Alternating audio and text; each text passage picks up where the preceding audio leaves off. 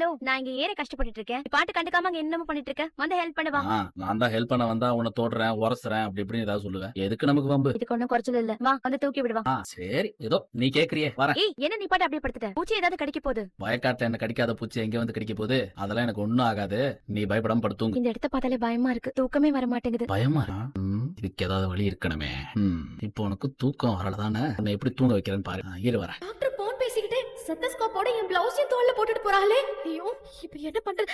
Doctor, என் blouse எடுத்துட்டு போறியா? Doctor, doctor, என் blouse எடுத்துட்டு போறியா? டாக்டர், இரு சிவா, உன் தோள்ல என்னப்பா? ஸ்டெத்தஸ்கோப் தெரியுமா? வேலை அவசரத்துல நீ என்ன எடுத்துட்டு போறேன்னு உனக்கு தெரியலப்பா. நல்ல வேலை நீ இப்படியே ஹாஸ்பிட்டலுக்குள்ள போகல. என்ன காய்வ பிளவுஸுக்கு ஸ்டெத்தஸ்கோப்புக்கு வித்தியாசம் தெரியாம இருக்கான். கருமண்டா, அவ பிளவுஸ போய் கையில வச்சு நிக்கிறாம. ஐயோ, சாரி சிந்து.